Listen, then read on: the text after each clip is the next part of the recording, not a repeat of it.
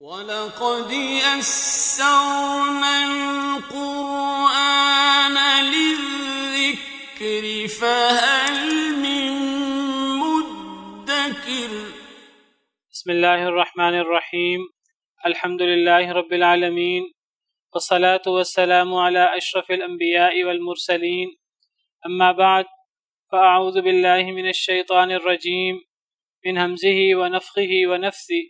بسم اللہ الرحمن الرحیم، رب اشرح لی صدری ویسر لی امری واحلل عقدۃ من لسانی یفقهوا قولی۔ اللهم انفعنا بما علمتنا وعلمنا ما ينفعنا وزدنا علما، فبشر عبادي الذين يستمعون القول فيتبعون احسنه، اولئك الذين هداهم الله واولئك هم اولو الالباب۔ اعوذ باللہ من الشیطان الرجیم، بسم اللہ الرحمن الرحیم۔ على سرر موضونة متكئين عليها متقابلين، يطوف عليهم ولدان مخلدون بأكواب وأباريق وكأس من معين، لا يصدعون عنها ولا ينزفون، وفاكهة مما يتخيرون، ولحم طير مما يشتهون، وحور عين كأمثال اللؤلؤ المكنون، جزاء بما كانوا يعملون، لا يسمعون فيها لغوا ولا تأثيما إلا قيلا سلاما سلاما۔ اعوذ باللہ من الشیطان الرجیم، بسم اللہ الرحمن الرحیم۔ علی سرور موضونہ، اوپر تختوں کے، موضونہ جڑے ہوئے، بنے ہوئے۔ اللہ تعالیٰ نے اس سورت کے شروع میں قیامت کے واقع ہونے کا ذکر کیا ہے، اور اللہ نے فرمایا ہے کہ قیامت لازماً واقع ہو کر رہے گی، اور قیامت کو واقع ہونے سے کوئی روک نہیں سکتا، کوئی قیامت کو دور نہیں کر سکتا۔ پھر اللہ تعالیٰ نے فرمایا کہ جب قیامت قائم ہوگی تو اس وقت زمین پر کیا کیفیت ہوگی۔ اللہ تعالیٰ فرماتے ہیں کہ زمین میں زلزلہ آ جائے گا، زمین ہلا دی جائے گی، پہاڑ ریزہ ریزہ ہو جائیں گے، پہاڑ اڑتی ہوئی گرد بن جائیں گے، اور پھر قیامت کے دن میدان محشر میں لوگ 3 گروہ بن جائیں گے۔ ایک گروہ اصحاب المیمنہ، اصحاب الیمین، دوسرا گروہ اصحاب الشمال یا اصحاب المشأمہ، بائیں ہاتھ والے یا نحوست والے، اور تیسرا گروہ سبقت لے جانے والے۔ تو قیامت کے دن یہ جو 3 گروہ بنیں گے، ان 3 گروہوں میں 2 گروہ مسلمانوں کے ہیں، جن میں السابقون، یہ سبقت لے جانے والے، یہ بلند مرتبہ پر فائز ہوں گے، اور پھر عام درجہ کے مسلمان، عام درجہ کے جنتی، وہ اصحاب المیمنہ یا اصحاب الیمین ہے۔ اور پھر کافروں کا ایک گروہ ہے اصحاب المشأمہ یا اصحاب الشمال۔ تو اصحاب المیمنہ اور اصحاب المشأمہ کا ذکر آگے ہوگا، پہلے اللہ تعالیٰ نے سبقت لے جانے والوں کا ذکر فرمایا، ان کا ذکر اللہ نے آخر میں فرمایا تیسرے گروہ کے طور پہ، لیکن اللہ تعالیٰ نے سب سے پہلے تفصیل ان کی شروع کی۔ سب سے پہلے اللہ نے اللہ کے ہاں انجام اور مقام، انعام، ان کا بیان فرمایا۔ اللہ فرماتے ہیں کہ یہ اللہ کے بڑے مقرب ہوں گے، بڑے ہی قریبی ہوں گے، کل ہم پڑھ چکے ہیں۔ فی جنات النعیم، نعمتوں والے باغات میں ہوں گے۔ ثلۃ من الاولین وقلیل من الآخرین، بہت بڑی جماعت ہے پہلے لوگوں میں اور بعد والوں میں چھوٹی جماعت ہے۔ پہلے لوگوں میں بڑی جماعت ہے میں ذکر کر چکا ہوں کل کہ بعض مفسرین نے اس سے مراد لیا ہے کہ پچھلی امتوں میں بہت زیادہ لوگ السابقون میں شامل ہیں اور اس امت کے کم لوگ السابقون میں شامل ہیں. یہ ایک رائے ہے. لیکن دوسری رائے جو زیادہ بہتر ہے، جو راجح ہے، وہ یہ ہے کہ پہلوں میں زیادہ لوگ اور بعد والوں میں کم لوگ، یہ پہلے اور بعد والے دونوں اس امت کے لوگ ہیں. اس امت کے جو پہلے لوگ ہیں ان میں السابقون بہت زیادہ ہیں، اور جو اس امت کے بعد والے لوگ ہیں جتنا قیامت سے قریب ہوتے جائیں گے اتنا ایمان ڈاؤن ہوتا جائے گا، اتنے السابقون سبقت لے جانے والے کم ہوتے جائیں گے. اللہ تعالیٰ ہمیں ان کم لوگوں میں شامل فرما دے.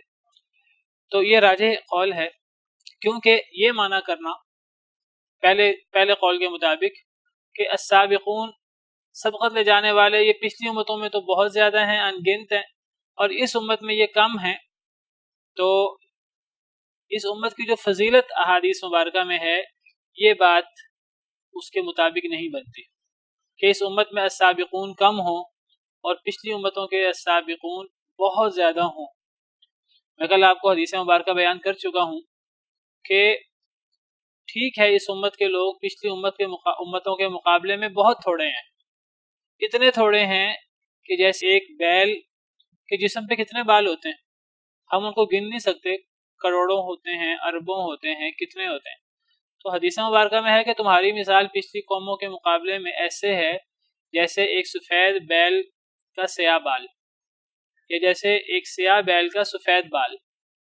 تو جس طرح ایک بیل کے جسم کے تمام بالوں کے مقابلے میں ایک بال کی حیثیت ہے، گویا کہ امت محمدیہ علی صاحبہ الصلاۃ والسلام کی تعداد پچھلی امتوں کے مقابلے میں اتنی کم ہے.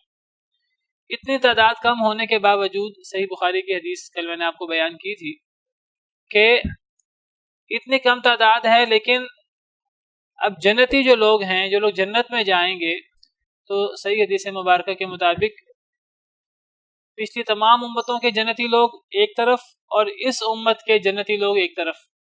آدھے لوگ پچھلی تمام امتوں کے ہوں گے جنتی اور آدھے لوگ اس امت کے، یعنی اہل جنت کا نصف جو ہیں وہ اس امت میں سے ہوں گے. حالانکہ اس امت کی مجموعی تعداد کتنی تھوڑی ہے پچھلی امتوں کے مقابلے میں، وہ بھی صحیح بخاری کی حدیث، وہ بھی کل آپ کو بیان کی تھی کہ ایک بیل کے بالوں میں، سفید بالوں میں ایک سیاہ بال کے برابر، یا ایک بیل کے سیاہ بالوں میں سفید بال کے برابر، یہ تعداد ہے. لیکن اور ایک حدیث میں تو یہ آتا ہے، وہ حدیث بھی صحیح ہے، علامہ البانی نے اسے صحیح قرار دیا ہے. اس میں آتا ہے کہ پچھلی اور اس امت کے جنتی ملا کر جتنے بھی جنتی ہیں تو قیامت کے دن ان کی 120 صفیں ہوں گی.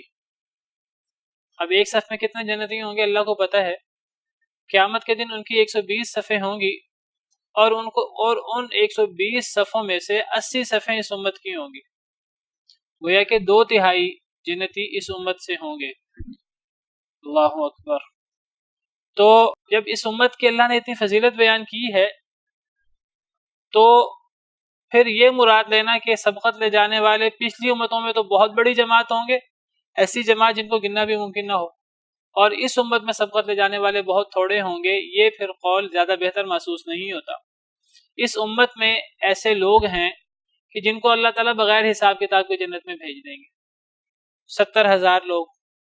اور بعض احادیث میں جو صحیح ہیں کہ صرف 70,000 نہیں ہیں، بلکہ ہر 1000 کے ساتھ مزید 70,000، یا بعض روایات میں ہے کہ ان 70,000 میں سے ہر ایک کے ساتھ مزید 70,000، ہر ایک کے ساتھ مزید 70,000 جو بغیر حساب کتاب کے جنت میں جائیں گے.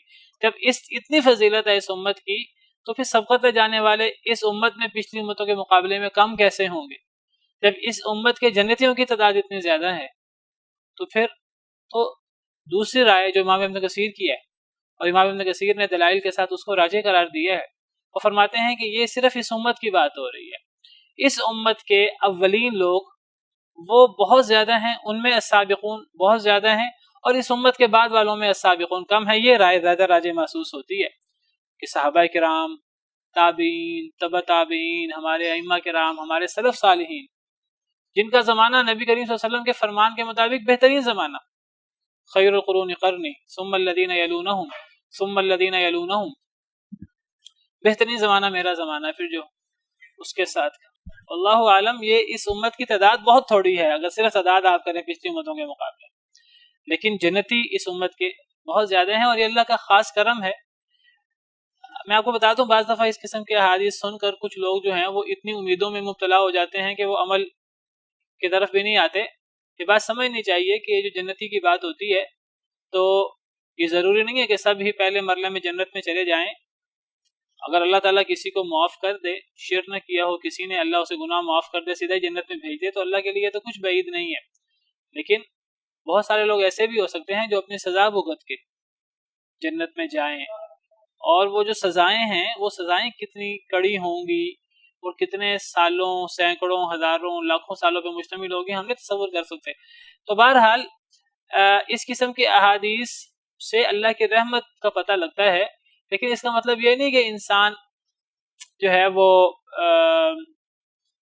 محنت کرنا چھوڑ دے، انسان جو ہے وہ اللہ سے ڈرنا چھوڑ دے۔ اگر اللہ سے ڈرنا چھوڑنا ہوتا تو سب سے پہلے صحابہ کرام اللہ سے ڈرنا چھوڑ دیتے۔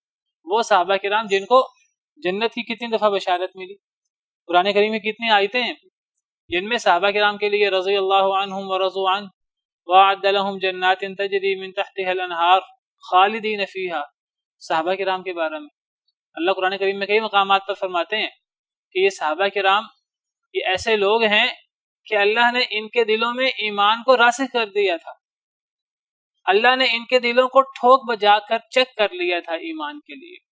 تو وہ صحابہ کرام سب سے پہلے امیدوں میں مبتلا ہو جاتے، لیکن آپ دیکھیے کہ وہ صحابہ کرام جن کے بارے میں قرآن پاک احادیث مبارکہ بھری پڑی ہیں، ان کا طرز عمل یہ نہیں ہے کہ وہ بے خوف ہو گئے اور وہ امیدوں میں مبتلا ہو گئے، وہ اللہ سے ڈرتے رہے آخری دم تک۔ تو بہرحال اس قسم کی احادیث سے اس امت کی فضیلت کا پتہ لگتا ہے، لیکن انسان کو ہر دم اللہ سے ڈرنا چاہیے۔ جنت کن لوگوں کے لیے ہے؟ ہم نے سورہ رحمان میں پڑھا وَلِمَنْ خَافَ مَقَامَ رَبِّهِ جَنَّتَانِ، جو اپنے رب کے سامنے کھڑا ہونے سے ڈرے اس کے لیے دو جنت ہیں۔ اللہ سے ڈر، اللہ کا ڈر، یہ جنت کی آپ سمجھیے بنیادی کلید، جنت کی چابی ہے اللہ کا ڈر۔ تو بہرحال جو آج کی آیت ہم نے پڑھی وہ اصل میں چونکہ پچھلا موضوع جاری تھا میں نے اس لیے پیچھے سے بیان کر دیا۔ تو فرمایا کہ یہ جو السابقون السابقون ہے علی سرور موضونہ، سرور یہ سریر کی جمع ہے، سرور، سریر کا مطلب تخت، چارپائی، بستر، تخت مراد لیں یہاں، اس کی جمع ہے سرور۔ موضونہ، موضونہ واو ضاد اور نون، اس کا مطلب ہے جڑے ہوئے، بنے ہوئے، بنے ہوئے تختوں پر۔ کس کے بنے ہوئے؟ سونے کی تاروں کے، سونے کے بنے ہوئے تختوں پر اصحاب الیمین بلکہ السابقون سبقت لے جانے والے براجمان ہوں گے۔ متکئین علیہا متقابلین، تکیہ لگائے ہوئے ہوں گے، یعنی صرف سونے کے تاروں کے بنے ہوئے تختوں پر بیٹھے نہیں ہوں گے بلکہ ٹیک لگائے بیٹھے ہوں گے۔ بڑی عالی شان مسند ہوگی، بڑے بہترین قسم کے تکیے ہوں گے جن پر وہ ٹیک لگائے بیٹھے ہوں گے۔ متقابلین، ایک دوسرے کے آمنے سامنے، یعنی یہ نہیں کہ صفیں اس جنت میں صفیں ہوں گی، یہ نہیں کہ ایک صف یہ ان کا منہ آگے، اگلی صف ان کا منہ آگے اور اگلی صف ان کا منہ آگے، اس طرح نہیں، بلکہ اگر دو صفیں ہیں تو ان کے منہ آمنے سامنے، دو صفیں ہیں ان کے منہ آمنے سامنے، تو متقابلین ایک دوسرے کے آمنے سامنے بیٹھے ہوں گے، ایک دوسرے کو رخ کر کے بیٹھے ہوں گے۔ متقابلین قبول سے ہے، قبول کہتے ہیں سامنے کو، تو ایک دوسرے کو انہوں نے چہرہ کیا ہوگا، ایک دوسرے کے آمنے سامنے بیٹھے ہوں گے، ایک دوسرے کے آمنے سامنے بیٹھے ہوں گے، گپ شپ لگا رہے ہوں گے، خوش ہو رہے ہوں گے، دنیا کی باتیں بیان کر رہے ہوں گے، تو ایک دوسرے سے خوش طبیعیاں کر رہے ہوں گے۔ ان اصحاب الجنت اليوم فی شغل فاکہون، جنتی لوگ آج کے دن تو بڑے شغل میں خوش و خرم ہوں گے، گپ شپ چل رہی ہوگی، مزے چل رہے ہوں گے۔ اللہ تعالی ہمیں ان لوگوں میں شامل فرمائے۔ یطوف علیہم ولدان مخلدون، چکر لگائیں گے ان کے اوپر، ولدان بچے، مخلدون ہمیشہ رکھے گئے، مخلدون خالد کا مطلب ہمیشہ رہنے والا، تو مخلدون جن کو ہمیشہ رکھا جائے گا. کیا ہمیشہ رکھا جائے گا؟ زندہ ہمیشہ رکھا جائے گا. وہ تو سارے ہی جنتی ہمیشہ زندہ ہوں گے. یہاں مخلدون سے مراد جو ہمیشہ رہیں گے، یعنی ہمیشہ بچے ہی رہیں گے. ان کے اوپر بچے چکر لگائیں گے خدمت کرنے کے لیے، لڑکے ہوں گے، اور وہ ہمیشہ ان کی عمر جو ہے وہی رہے گی. وہ چکر لگائیں گے ان کے اوپر خدمت کے لیے. کیا لے کر چکر لگائیں گے؟ بِأَكْوَابٍ پیالوں کے ساتھ، وَأَبَارِيقَ جگوں کے ساتھ، وَكَأْسٍ اور گلاسوں کے ساتھ، مِن معین جاری شراب کی. معین کہتے ہیں ایسا چشمہ جو جاری ہو، میٹھے پانی کا چشمہ جو جاری ہو. یہاں مراد شراب ہے، جاری چشمہ. تو ان کے اوپر وہ بچے جو ہمیشہ بچے ہی رہیں گے، جو ہمیشہ لڑکے ہی رہیں گے، بڑے خوبصورت. سورۃ الدہر میں ان کے بارے میں آیا کہ وہ اتنے خوبصورت ہیں وہ لڑکے جو ان کے خدمت گزار ہوں گے کہ جیسے چھپائے ہوئے انڈے ہوتے ہیں یا جیسے بکھرے ہوئے موتی ہوتے ہیں. سورۃ الدہر میں اللہ نے ان کی یہ صفت بیان کی ہے. سورۃ الدہر جس کو سورۃ الانسان بھی کہتے ہیں، اس کی آیت نمبر 19. وَيَطُوفُ عَلَيْهِمْ وِلْدَانٌ مُخَلَّدُونَ اور چکر لگائیں گے ان کے اوپر لڑکے ہمیشہ رکھے گئے، یعنی جو ہمیشہ لڑکے ہی رہیں گے. اِذَا رَأَيْتَهُمْ حَسِبْتَهُمْ لُؤْلُؤًا مَنْثُورًا جب آپ انہیں دیکھیں گے آپ انہیں بکھرے موتی خیال کریں گے. اپنی خوبصورتی کے اندر، اپنی نفاست کے اندر، صفائی کے اندر بکھرے موتیوں کی طرح وہ ہوں گے. وہ خدمت گزار ہوں گے اہل جنت کے، اور وہ چکر لگائیں گے اہل جنت پر پیالوں کے ساتھ، جگوں کے ساتھ، گلاسوں کے ساتھ، من معین جاری شراب کے. یہ شراب کیسی ہوگی؟ یہ دنیا کی شراب کی طرح جو ہے وہ بد رنگ نہیں ہوگی، بلکہ یہ سفید رنگ کی ہوگی. یہاں تو ذکر نہیں ہے، دیگر آیات میں ہے. سورہ صافات میں من معین بیضاء لذۃ للشاربین، ایسی جاری شراب جو سفید رنگ کی ہے، جو پینے والوں کے لیے بڑی ہی لذیذ ہے. یہاں فرمایا کہ وہ بچے ان کے اوپر پیالے اور جگ اور گلاس جاری شراب کے لے کر حاضر ہوں گے، چکر لگائیں گے. لا يصدعون عنها ولا ينزفون اس شراب سے سر درد نہیں ہوگا. ولا ينزفون نہ ہی عقل میں فطور آئے گا. یصدعون یہ صاد دال عین سے ہے، صاد دال عین صداع. صداع کا لفظی مطلب ہوتا ہے جدا ہونا، جدا جدا ہونا. اس سے عام طور پر اس سے مراد سر درد لیا جاتا ہے، سر کا درد. تو دنیا کی شراب پینے سے اس کا رنگ بھی بڑا بد رنگ ہوتا ہے، ذائقہ بہت برا ہوتا ہے، اور بڑی پرانی ہوتی ہے. جتنی پرانی ہو اتنی قیمتی شمار ہوتی ہے. اور اس شراب پینے سے سر درد بھی ہوتا ہے اور چکر بھی آتے ہیں، عقل معوف ہوتی ہے. تو جنت کی شراب تو بڑی صاف ستھری شراب ہے، جس کو اللہ تعالیٰ نے شراباً طہورا قرار دیا، پاکیزہ شراب. جنت میں اس شراب کی نہریں ہوں گی. وَأَنْهَارٌ مِّنْ خَمْرٍ لَذَّةٍ لِّلشَّارِبِينَ اور نہریں ہوں گی شراب کی جو پینے والوں کے لیے بڑی لذیذ ہوگی. تو اس شراب جو بڑی ہی صاف شفاف پاکیزہ ہوگی، اس شراب کو پینے سے نہ کوئی چکر آئے گا، نہ سر درد ہوگا، نہ عقل میں فطور آئے گا. دنیا میں تو اللہ نے شراب سے اس لیے منع کیا ہے کہ وہ انسان کی عقل کو معوف کر دیتی ہے، وہ انسان کی عقل پہ پردہ ڈال دیتی ہے. الخمر ما خامر العقل، شراب ہوتی ہی وہ ہے جو عقل پہ پردہ ڈال دے دنیا کے اندر. لیکن جنت کا مشروب اس کو شراب کہتے ہیں. شراب سے مراد پینے والی چیز. تو جنت کی شراب ایسی نہیں ہے. سورۃ الدہر جس کی ابھی میں نے آپ کے سامنے آیت رکھی بچوں کے حوالے سے، اسی سورۃ الدہر میں ہے وَسَقَاهُمْ رَبُّهُمْ شَرَابًا طَهُورًا کہ اہل جنت کو ان کا رب شراب طہور پلائے گا. کیا مقام ہوگا اہل جنت کا. فرمایا وفاکہۃ مما یتخیرون، اور پھل، جنت میں پھل ہوں گے ہر قسم کے، مما یتخیرون، اس سے جو وہ پسند کریں، جو پھل پسند کریں گے وہ پھل ان کو ملیں گے، ہر قسم کی عیش و عشرت، ہر قسم کی نعمت ہوگی جی۔ یتخیرون جو وہ پسند کریں، جو وہ چنیں، تخیرہ پسند کرنے کے معنی میں آتا ہے، اور میوے جس طرح کے ان کو پسند ہوں، تو تخیرہ کا لفظ اس کا مطلب ہوتا ہے پسند کرنا، اور وہ پھل جس سے بھی وہ پسند کریں وہ پھل وہ لیں گے۔ وَلَحْمِ طَيْرٍ مِّمَّا يَشْتَهُونَ، اور پرندوں کا گوشت، مما یشتہون، اس سے جو وہ اشتہا کریں، جو وہ چاہیں، جو پرندے کا گوشت لذیذ شمار ہوتا ہے، تو پرندے کا گوشت ان کے سامنے حاضر ہوگا، جو وہ چاہیں گے، جتنا وہ چاہیں گے، جیسے وہ چاہیں گے ویسے ان کے سامنے آ جائے گا۔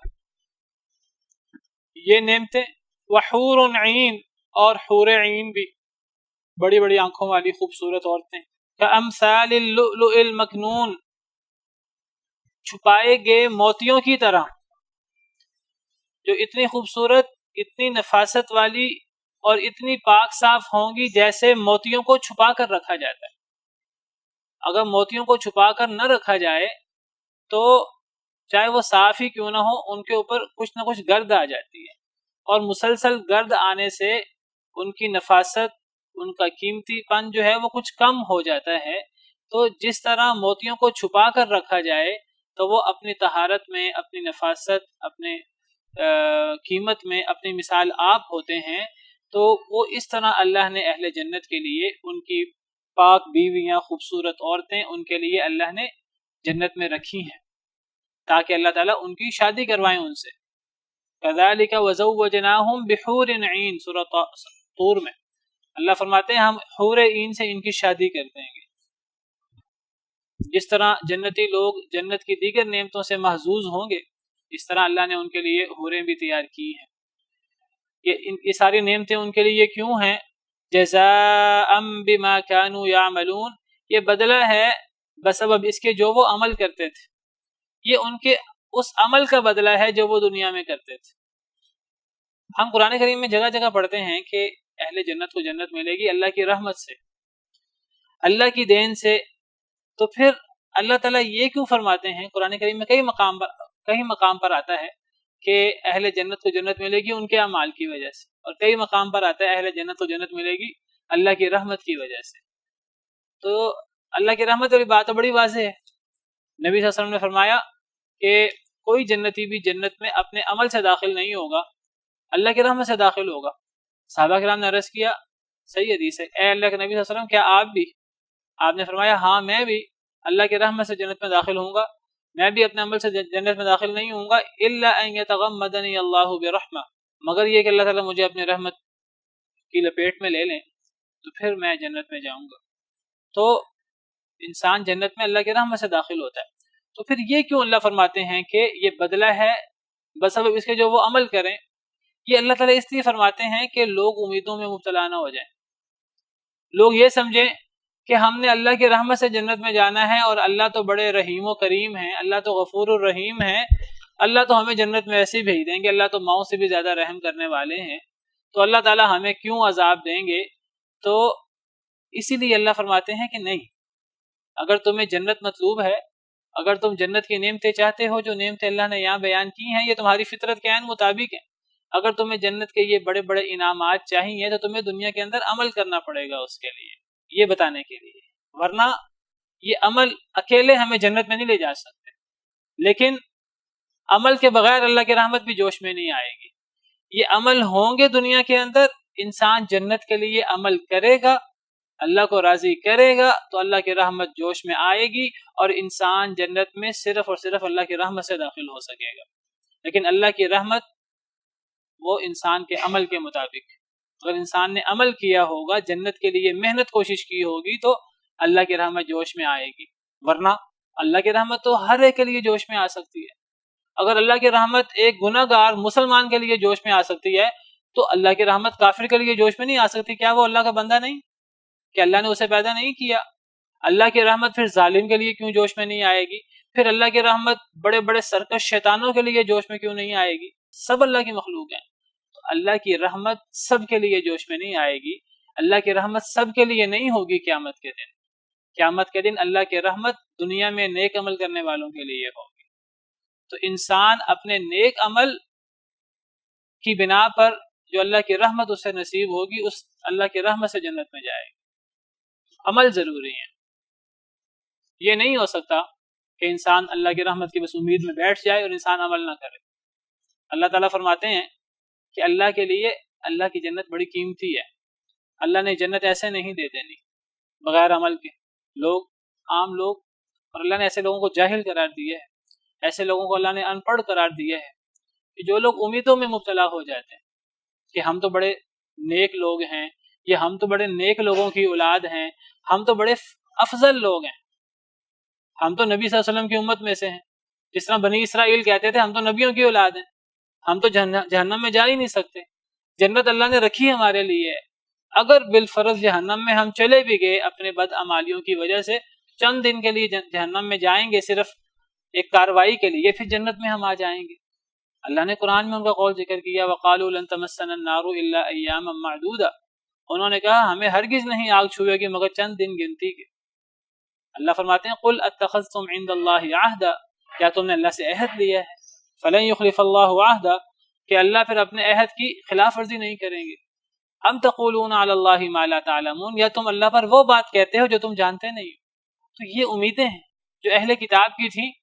اللہ نے فرمایا کہ اے ایمان والو، اے مسلمانوں، اے امت محمدیہ، لیس بامانیکم ولا امانی اہل الکتاب، نہ جنت تمہیں تمہاری خواہشات سے ملے گی، نہ اہل کتاب کو ان کی خواہشات سے ملے گی۔ کیا کرنا ہوگا اے اللہ؟ من یعمل سوءا یجز بہ، جو برا عمل کرے گا اس کو برا بدلہ ملے گا۔ ولا یجد له من دون اللہ ولیا ولا نصیرا، برا عمل کرنے والا اللہ کے علاوہ کوئی دوست، کوئی مددگار نہیں پائے گا۔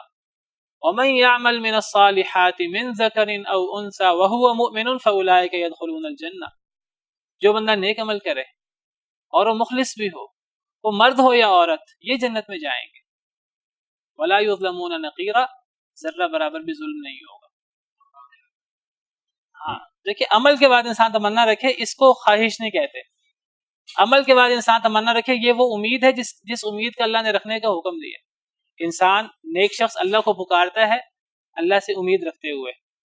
ادعوا ربکم تضرعا وخفیا، اللہ فرماتے ہیں کہ اپنے رب کو گڑ گڑاتے ہوئے اور چپکے چپکے پکارو، اور پھر آگے اللہ فرماتے ہیں وادعوہ خوفا وطمعا، اللہ کو خوف رکھتے ہوئے اور امید رکھتے ہوئے پکارو۔ امید میں اور خواہش میں کیا فرق ہے؟ امید ہوتی ہے عمل کے ساتھ، اور خواہش ہوتی ہے بغیر عمل کے۔ اللہ معاف کرے، بہت سارے لوگ وہ بغیر کوئی عمل کیے نماز نہیں پڑھ رہے، زکوٰۃ نہیں دے رہے، اللہ کے احکامات پر عمل نہیں کر رہے، اللہ کی ہر قسم کی نافرمانی کر رہے ہیں، والعیاذ باللہ۔ حقوق اللہ ان کا خیال نہیں کر رہے، حقوق العباد کا خیال نہیں کر رہے، نبی صلی اللہ علیہ وسلم کے فرمانات کو پس پش ڈال رہے ہیں، اور وہاں سے وہ خواہش کرتے ہیں، وہاں سے وہ جو ہے ان کی امنیہ ہے، ان کی خواہش ہے کہ جنت تو ہمارے لیے ہی ہے۔ تو یہ یہودیوں کا، بنی اسرائیل کا طرز عمل ہے۔ اللہ نے فرمایا وَمِنْهُمْ أُمِّيُّونَ لَا يَعْلَمُونَ الْكِتَابَ إِلَّا أَمَانِيَّ وَإِنْهُمْ إِلَّا يَظُنُّونَ، ان یہودیوں میں امیون، کچھ ان پڑھ لوگ بھی ہیں۔ لا يعلمون الکتاب الا امانی، وہ کتاب تو جانتے نہیں، کتاب تو پڑھی نہیں کبھی، مگر خواہشات ہیں۔ وَإِنْهُمْ إِلَّا يَظُنُّونَ، وہ گمان کرتے ہیں، بڑی بڑی امیدیں لگائی ہوئی ہیں انہوں نے۔ تو ایسی امید اللہ کے ہاں قابل قبول نہیں ہے۔ یہ نہیں ہو سکتا کہ انسان عمل اللہ کے نافرمانوں والے کرے اور توقع کرے کہ مجھے جنت اللہ کے فرما برداروں جیسی ملے گی، یہ نہیں ہو سکتا۔ یہ مراد نہیں کہ پتہ نہیں ہے، پتہ ہوتا تو کر لیتے۔ جس کو کسی بات کی اہمیت کا احساس ہوتا ہے وہ جو ہے نا وہ کتاب پڑھتا ہے۔ پھر کچھ لوگ کتاب اس لیے نہیں پڑھتے کہ پڑھ لیں گے تو عمل کرنا پڑے گا، تو ایسا کتاب نہ پڑھنا انسان کو اللہ کے غضب سے نہیں بچا سکے گا۔ ہاں، ایک بندہ پڑھنے کی کوشش کرے، ہر قسم کی اپنی کوشش کرے، لیکن اس کے لیے حالات نہ بنے، اس کے لیے کوئی مشکلات ہوں، تو شاید اس کے لیے کوئی عذر ہو جو اپنی سی کوشش کرے۔ لیکن ایک بندہ کوشش ہی نہیں کرتا، ساری توجہ اس کی دنیا کی طرف ہے، اللہ کے لیے، اللہ کی کتاب کے لیے، اللہ کے دین کے لیے وقت ہی نہیں ہے. دنیا کی ہر چیز کے لیے وقت ہے، اللہ کے لیے، اللہ کی کتاب کے لیے وقت نہیں ہے. وہ کہ میں نے تو کتاب پڑھی نہیں تھی، مجھے پتہ ہی نہیں تھا نماز پڑھنی ہوتی ہے، مجھے پتہ ہی نہیں تھا زکوٰۃ دینی ہوتی ہے، مجھے پتہ ہی نہیں تھا روزہ رکھنا ہوتا ہے. تو ایسی لا علمی انسان کو اللہ کے عذاب سے بچا نہیں سکے گی. ہاں انسان کوشش کرے، اپنی بعض باتوں کا نہیں پتہ لگا، لا علمی کی بنا پر اس کی کوشش تھی، اس نے محنت کی، لیکن رہ گئی کوئی باتیں، ایسی لا علمی قابل معافی ہو سکتی ہے. لیکن ایک انسان کہے جی مجھے تو کفر شرک کا نہیں پتا تھا، مجھے تو توحید شرک کا پتہ نہیں تھا، توحید کسے کہتے ہیں، شرک کسے کہتے ہیں. بھئی اللہ کے نزدیک توحید شرک اتنا اہم ہے تو آپ کو کیوں نہیں پتا؟ آپ کیوں نہیں اس کے لیے معلومات حاصل کرتے؟ مجھے قرآن کا نہیں پتا تھا، کیوں نہیں قرآن کا پتا تھا؟ یہ تو قیامت کے دن نبی صلی اللہ علیہ وسلم اللہ کے ہاں شکوہ کریں گے، وقال الرسول یا رب ان قوم اتخذوا هذا القرآن مہجورا. تو لا علمی اللہ کے ہاں عذر نہیں بنے گا، وہ لا علمی عذر بن سکتی ہے کہ انسان کوشش کرے، انسان کسی کوشش کے باوجود نہ پڑھ سکے، اسے کسی بات کا علم نہ ہو سکے، شاید وہاں کوئی گنجائش ہو. لیکن ایک انسان کوشش ہی نہ کرے پھر بعد میں کہ مجھے پتہ ہی نہیں تھا. بڑی آپ نے اچھی مثال دے دی. ایک انسان کے مجھے ملک کے قانون کا نہیں پتا. بھائی کیوں نہیں پتا؟ آپ کو جگہ جگہ لکھا ہے، کتابوں میں لکھا ہے، آپ کو کیوں نہیں پتا؟ کیوں آپ اتنے بے پرواہ ہیں؟ تو بہرحال جزاء بما كانوا يعملون، یہ جو جنت ملے گی، جنت کا بدلہ ملے گا، یہ عمل کے نتیجے میں ملے گا، یہ ایسے نہیں ملے گا. لا يسمعون فيها لغوا ولا تأثيما، نہیں وہ سنیں گے اس میں، یعنی اہل جنت، یہ اہل جنت میں سے خاص جنتیوں کی بات ہو رہی ہے، السابقون السابقون کی.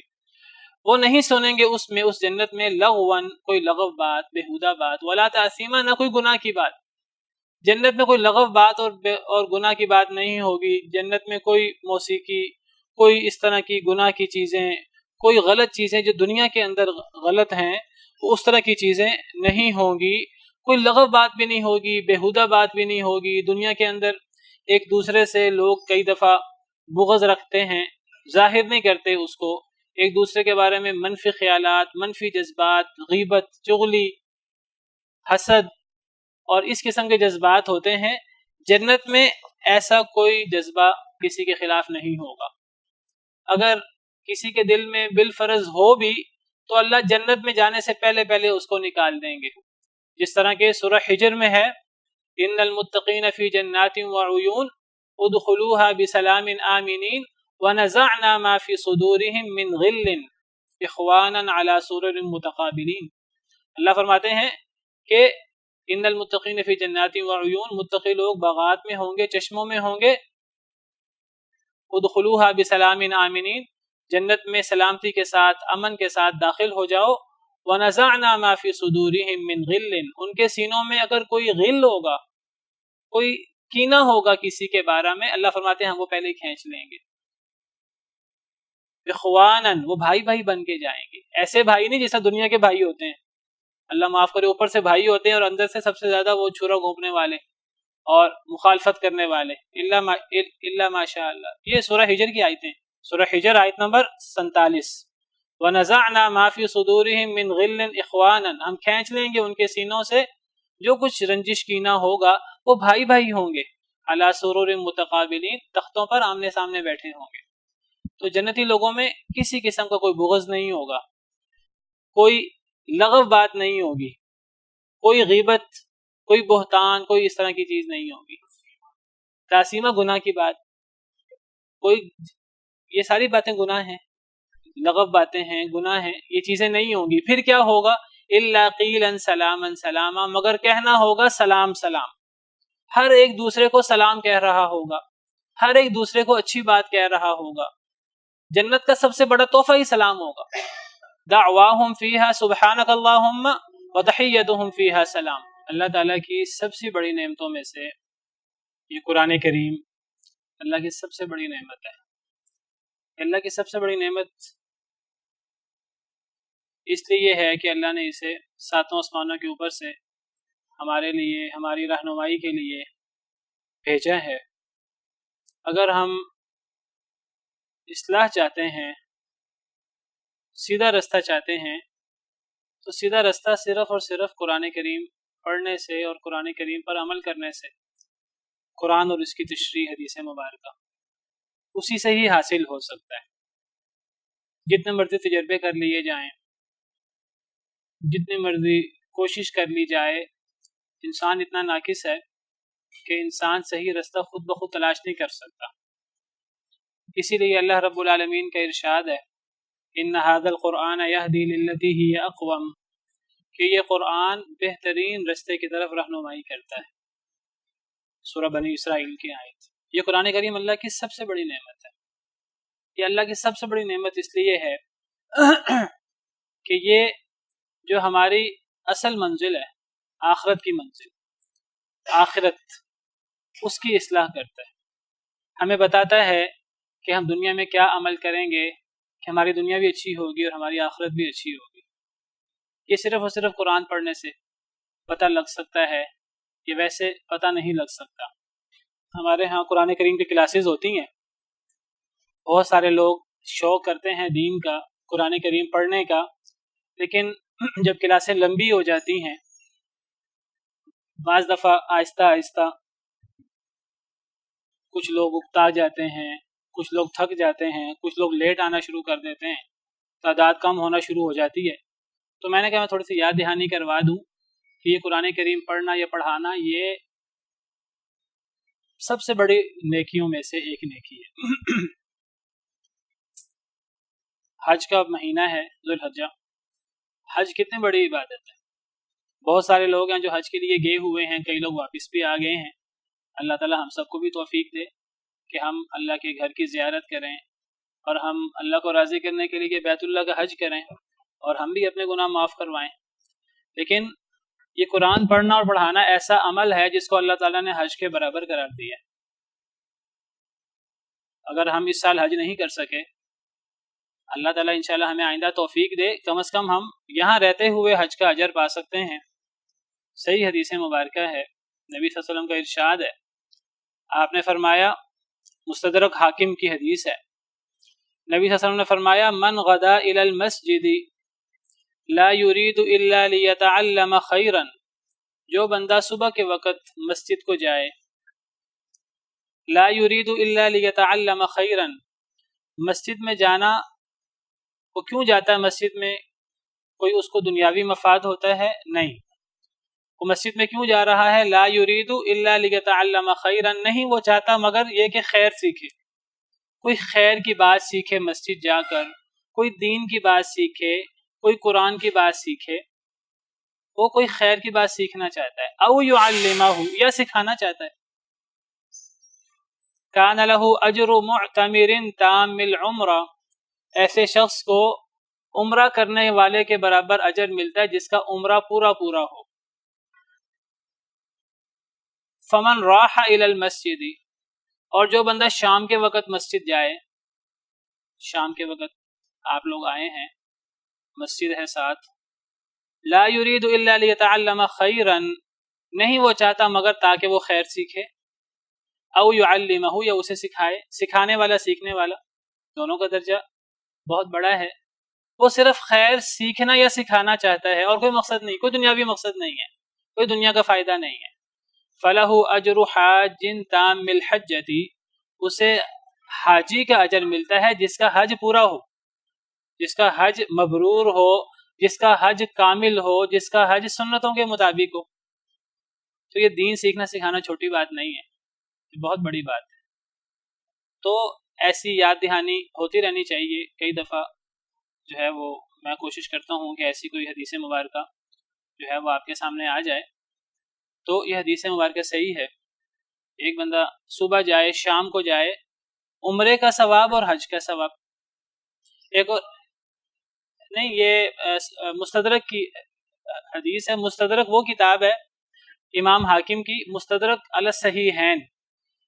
مستدرک کا مطلب ہوتا ہے استدراک، کہتے ہیں کہ وہ چیز جو کسی سے رہ گئی ہو.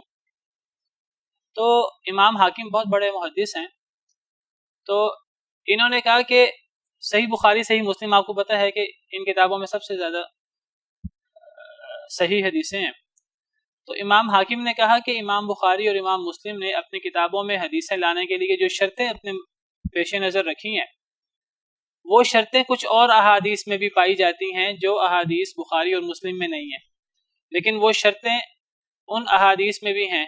امام حاکم نے کہا میں ایسی تمام احادیث اکٹھی کروں گا جو امام بخاری اور امام مسلم کی شرط پر ہیں لیکن صحیح بخاری اور مسلم میں نہیں ہے. تو انہوں نے اپنی کتاب کا نام رکھا المستدرک علی الصحیحین، یعنی صحیحین میں وہ حدیثیں جو بخاری مسلم کی شرط پر ہیں لیکن صحیحین میں نہیں ہیں، میں ان کو یہاں ذکر کروں گا. تو صحیح یہ مستدرک حاکم کی حدیثیں یا بخاری کی شرط پر ہوتی ہیں یا مسلم کی شرط پر ہوتی ہیں، لیکن یہ بخاری اور مسلم میں نہیں ہوتی.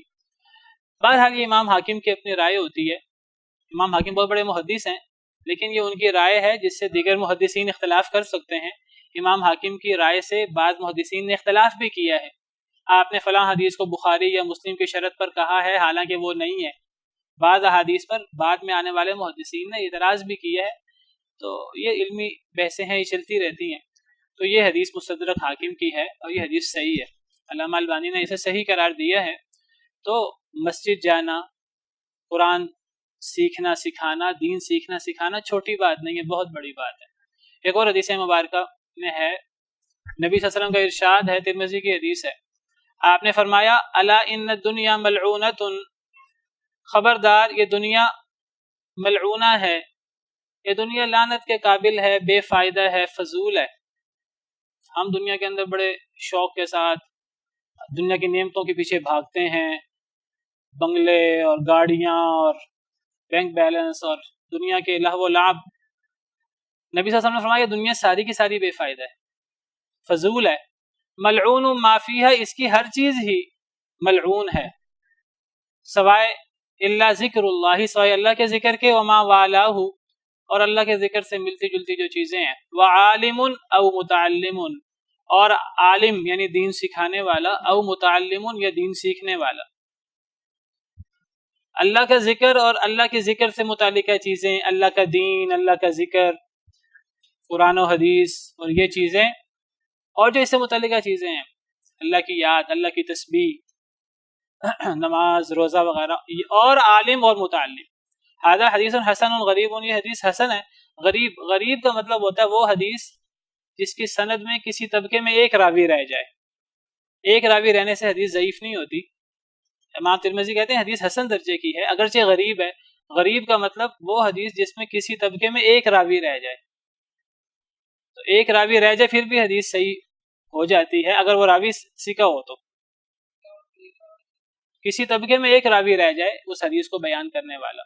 مثلا اگر نبی صلی اللہ علیہ وسلم سے ایک صحابی